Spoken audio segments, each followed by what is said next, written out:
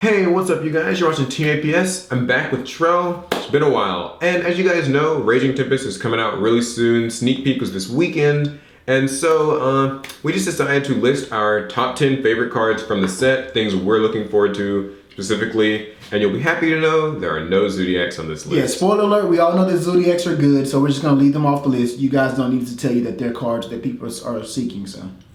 Alright, let's hop right in.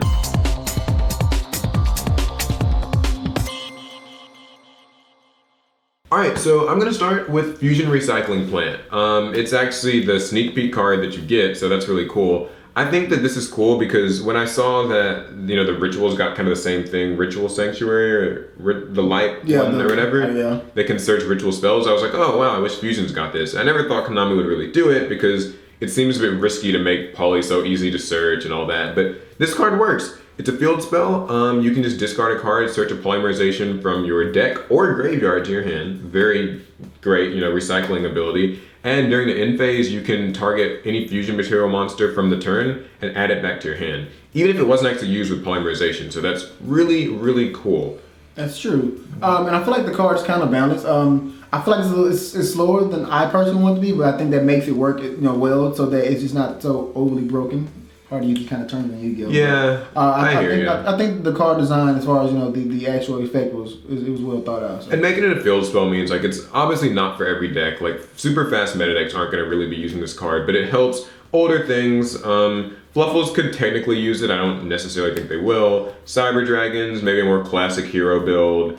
Anything that actually has to use Poly to make its fusions, then this card's pretty good. So I'm just gonna start running like Poly just so I can play that card. Like, yeah, it could work. Or just because I can. Your move. Your move. First one for me that I'm really excited about is it's called Foolish Burial Goods. That's the name they changed it to for the TTG. I think it's stupid, but whatever. And pretty much you get to send any spell or trap from your deck to the graveyard. You can only activate one per turn. Let's be honest. I mean, there's not much I need to say to let you guys know that this card is just good. I mean, it's going to work in Paleos. I'm a random cubic player, so it's going to work for me. Just any deck that BAPK, just the ability to send any of your spells and traps to the grave and get their effects off immediately is just too good to not want to use. I mean, we already know that Foolish Burials is good. That's why it's at 1 now. So obviously, it's in this exact same vein. This is cool. There are actually a couple of decks off the top of my head that can use it really easily. I know the Cubics can use the card. There's like Ultra Athletes, they have that spell. Oh yeah, they have the trap actually. Well, yeah, the one that they just like banish it from their grave and they can like search a spell or something like that. There are actually a couple of decks that work that way now. You know, spells that you can banish. You could even banish Interrupted Kaiju Slumber from your grave. In theory, I mean, I don't know that people would do that. I guess not in the same turn because it said except the turn is sent there, but it's still so you can send Foolish Burials like your opponent's playing things like let's say they play Vanity Fiend or whatever. You can set up send a dead card. Or Gymnite Fusion, you know, that came to mind. One of those things that's easy to recycle, so you would want it to just get in your grave quickly. Hell, even Shadal's can use it. You can send Shadal Core to the graveyard to get back a Shadal Fusion from the grave. Like, there are a lot of great cards. Like, yeah, it just had a lot of. Unfortunately, it's secret, but I feel like the price won't be too bad. Like, considering it's, better not be. You know, it's not one of the chase secrets. It's not like a Zoodiac. I feel like it's gonna hang around like the price of like maybe like $20. Mine is all of the Crystron cards. If you guys have watched my last couple of videos, you probably know I'm definitely 100% building Crystrons and uploading a profile of it. Yeah. Hold me to that, please. Because you know I'll forget.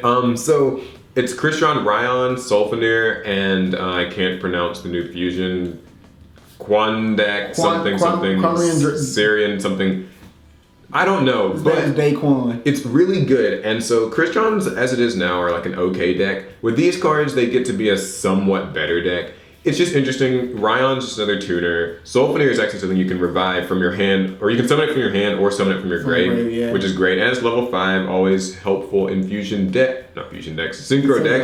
And the new Synchro is way better than their old big guy. The old one that was like Phoenix, it banished all your opponent's spell and traps, which was cool, but like banishing spell and traps isn't nearly as good as banishing monsters. So this guy can banish monsters from the field or the graveyard based on the number of non-tuners you use, which is huge. So as a Crystron lover, that's definitely going to be stuff I'm looking out for. I'm just including them all as one card because, you know. I agree. If it's something like that with multiple cards, you know you're going to use just one to get a little set. I'm the same way. And I'm also a jank player and I like Crystrons as well. And I'm kind of excited about that card. So yeah, I end my turn. In your turn. Oh, it's my turn. Back to So you. I draw for turn. The next card on my list is going to be, of course, we got another obvious. The grass looks greener. I mean, who isn't ready for this card? That grass. This is now for all you players who have always wanted to play your 60 card deck, and you like, I'm gonna play 60 cards no matter what.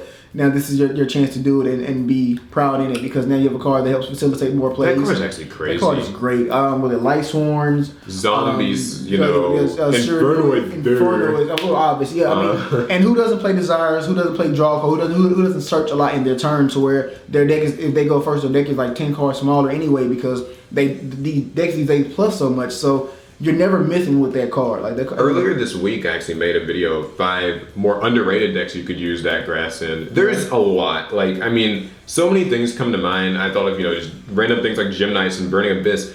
What's really interesting, though, about this card is, like Pot of Desires, it kind of challenges, like, the traditional deck building conventions, where it's like, should we really be running 40 cards and everything? Because now you have to run 60 to run this card. And Inferno is used left arm offering to see it quickly, right? Right. We're gonna banish our hand and mill the rest, and then just special everything. And Lights want to do the same thing, because once you get wolves and snows and graveyard, you're pretty much making plays from there. I wish they kept it that lawn mowing next door. I thought that would have that been was a kind cooler of name. cool. Yeah, but Such is life. Weird. I'm going to go with. Trail actually just showed me this one. Switcheroo, something like that. Switcheroo, yeah, whatever. It's a trap. If you have the same number of cards in the field as your opponent, everybody switches control of everything. So if I have 3 and he has 3, then we just switch all 3. Right, doesn't target, doesn't destroy, just give me your monsters. My monsters are shit, I'm gonna give you my shit monsters, give me yours. And also you just stop plays. It's definitely not gonna be like, a meta card, but it's pretty fun and quirky. Like, if I have 3 tokens, I can take, your 3 boss monsters. Like, that's actually kind of crazy to think about. Now, of course, it's a trap card, but that can help in some ways. Like, it means it can be a little bit more reactive. In theory, you could even cut off an opponent's plays. Like, if you're playing against some combo deck like DDDs, it has to have a lot of different monsters in the field at a time, and like they're mid-combo, you just activate this and like, here, take my weak, trashy monsters, and I'll just take your DDDs, and it's completely shut your turn off. Right. I don't know. I mean, like, it's kind of more meant for fun, right? Like, no one's going to be using this necessarily. Maybe they will. But I think it's really cool. It's a trap, and I think it's a common, so... I've also realized, just real quick, that they made a lot of cards with good effects for trap cards in this set. Like, a lot of these cards have great effects, but they're traps. So they're kind of like making you work for it. Yeah, they don't want to make it too extra free. So if everything was a spell or a quick play, I mean, the game would just be ridiculous. But then there's Zoodiacs, so it's like perfect balance in this game. The cards that could be fun are traps, so they're bad. And then the Zoodiacs are just here and unbalanced. Yeah, who cares about the trap? And which also leads us to our next card, which is actually a trap from my list. It's called Void Feast. For all you Inferno players, obviously, as soon as you heard the word Void, you should have known what it was. And I love this card to death. I'm an Inferno player. But pretty much all you would do is you would send a Void spell or trap from your hand or that you control to the graveyard. Once again, it's a normal trap. It lets you special summon up to 3 Inferno monsters from your deck, whose total levels equal 8, ignoring summoning conditions. Which is amazing because it's a trap. So when it works on either player's turn, it does not negate effects. So I can bring out Decatron with whatever else and still get Decatron's effect. Only thing you can't send is the big ones, but you don't care because you can just dump those off for Decatron. You also still get the banishing effect by tributing them and banishing cards from the graveyard. So this card is really, really good. And of course, is that running the build with that grass? You can. It's player preference. Once again, it's a trap, so people are iffy with that. But it's just the fact that you can search out any Void card in your deck, though. They have their first Void card. Searches all the... you discard, search it. Yeah, so you can search the trap on the first turn, set it, and you still have your plays made up. So you don't have to worry about trying to do random milling. Because Inferno's biggest problem was random milling. And so now you don't have to worry about random milling because you can send any 3 from the deck that you want to and make powerful, stupid plays. So my next card is Monster of Theseus. So, a lot of people have talked about this. I know Konami sort of hyped it up to be like this crazy powerful card, and people were really disappointed with its effect, or a lack thereof. But this card's actually really great for a number of reasons, being a instant fusion target, being a tuner, being a zombie, being level 5, being water, all these cool little things it's got.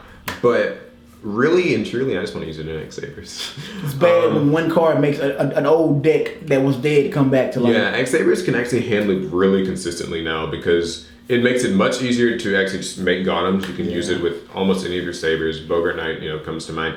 But it's gonna be interesting because more meta decks can probably make better use of this card than X-Sabers really can. But, so, like, what can't Zoodiacs use this to hand loop you with Gotems? Not even like Sabers. Yeah. I mean, I'm gonna use it in sure news. I'm putting Gotems in sure news. I love when decks just make better use of your cards than you can. For example, TG Hyper Librarian was used in every synchro deck, but it was never used in TGs. I always feel bad for psychics too. They just lose. If each only goes on and off the list, they can never keep it. It's never their fault that they're losing. Right. It's always Cosmos or Teledad or just something random. Something. Never the exact deck. But I'm gonna be looking for Sea Lord. It's a secret, sadly, but it'll be a good one to pull. It will. I just want one myself. It probably means Norden might get banned, but it won't. That's another talk for another time. It won't get banned. Back to you. My next card on the list is actually not a card, but it's cards. Another obvious pick. So like my Christrons. Yeah, kind of like Christron. We're just gonna bunch it all together. We're gonna save ourselves some time. You guys don't want to hear me talk. But pretty much it's just the bell cards. Yeah, we got Snow Bell, Ice Bell, Winter Bell, and what's the other? What's for? Crystal Bell or something. Yeah, Crystal Bell. Yeah. So the bell card. Pretty much you're gonna use this to make your unkillable, indestructible Crystal Wing, which is really, really good. So I'm gonna say, you can't beat that. One of them, you special summon if you control no monsters. To special summon another one from the deck, you burn your opponent, then you get to search, and then special summon again, and then you make the level 5 synchro, which is also a bell card, which I didn't even know that at first. I never read the names. I'm just bad. I only read them all once. Yeah, I don't know. I'm learning right now. I knew their names, but I never read the synchro name. I didn't know it was a bell card. I just didn't care. I'm just gonna be honest, I didn't care. But I know it's a bell card now. So then you use that, it burns again, and then you make a crystal wing that can't be destroyed by card effects. And we damn sure know it's not really gonna be destroyed by battle. So it's really good. So I'm just gonna bunch it all together. And of course you have to have all 4 of them, otherwise you're not making the play. So all I know about Crystal Bell or Wind Witches in general is just I saw one Death Pro replay where it was them and Speederoids, and they ended with 2 Crystal Wings and a Clear Wing. I was just like, oh, this deck's crazy. That's all I know about it. But I've seen a lot of pure wind builds because of the Speederoids, and they're like Speederoids in the fact that at that point you can only summon wind monsters for that turn. Yeah, so you have to. Yeah, so it makes sense to go with Speederoids, and of course we've seen the Eidolon, the Wind Witch Eidolon build, which is just as sick as well. So I feel like that little engine itself is going to be pretty. Everything is also becoming an engine too, but I feel like that engine is going to be really good. So one of my top 5 picks. This one, it's kind of sad because it's not really. It might as well not be a card for now. The True King Lithosagum, or Lithosagum, or however I don't know. The Wind True King comes in this set. It's the Earth. Maybe it is. It is. You bad. A True King card comes in this set. I don't know what attribute it is, but it comes in this set, and it's called something I can't pronounce. Anyway, though, I want it because I want to build that deck, and there's not much to say about it because it's not terribly useful until the rest of the cards come out. I mean, you can tech it in a few things. It makes the Yang Zing True King deck that exists right now a little more playable, but other than that... But it does get us closer to our goal. Yeah. I mean, we already got the fire, we got the water, the earth's coming. See the finish line in the distance. Right. So when we get the wind, and once we get the wind and the spell cards, you pretty much make a deck. They have other cards to go with it, but once we get the wind and the spell cards, we're fine to make an actual deck. Back to you. Real quick, last card for me, I had to pick a janky card. You guys know I love jank decks. And there are a lot of jank gems in this set. Actually, some of the commons are better than the fucking secrets. But anyway, my 5th card from Rate that I'm actually excited about getting is called Recarbanation. For you guys who don't know, it's a Cardian card. Yes, I'm a jank player. I play meta, but I also play jank, and I play Cardians. Pretty much what this card does, it says when you activate it, you're going to add a Cardian from the graveyard to your hand, and then you can special summon a Cardian from the hand, ignoring summoning conditions, which is fucking amazing because it does not negate effects. And we all know Cardians have huge levels, so you can't just normal summon them anyway. Also, it says if this card is excavated from the deck by a Cardian card, then you excavate the top five cards of your deck, and add 1 spell or trap from those 5 cards to your hand. Doesn't matter, it doesn't take cards, just any 1 spell or trap, and then the other cards you get to stack on top of your deck in any order. That is probably the most brokenest thing I've ever heard of in my fucking life. If this works for any other deck, if this works for any other deck, that card would have to be banned. They just attach Scurry Band at the end of it. But made it better. But made it better because you don't really mill out. You get your cards back, and we all know that Cardians. For those who don't know, all Cardians say you get to special summon this card, reveal the card from your deck if it's a Cardian, do crazy shit. So you get to stack your deck to make sure that you never miss. And no matter what happens with this spell card, whether it's engraved or in your hand, you have a use for it. You can't beat cards like that. So. Couldn't one even like, oh God, it sucks that it has to like go to the grave by a Cardian effect. Imagine if it was just like generic. Oh, you just mill it off and just go up. Yeah. Foolish Burial Belongings or whatever. Foolish Burial Goods, just send it and do what you want. I mean, Foolish Burial Goods would be in that deck too because they all their spells have grave effects. Yeah, we just created a combo within a video. Great. So bad. So that is 10 cards that we're looking forward to from Raging Tempest. There are a load of cards coming out in this set. Honestly, like this could be anything that you want. Tell us your favorite cards. What are you looking for? What did you get at the sneak peek? Because this will probably be going up right around that time. So you can tell us the cards you got. There are things we left off, like the virus card. Yeah, there's quite a few, but we only want to pick 5. We don't want to bore you guys for too long, but So and get him True Kings. He wants. Yeah, I do want that. And so that's the vid. Hope you guys liked it. Give it a thumbs up if you did. Subscribe if you loved it. We're on social media. You can follow us there. And I think that's gonna be it. So we'll catch you guys in the next one. Peace.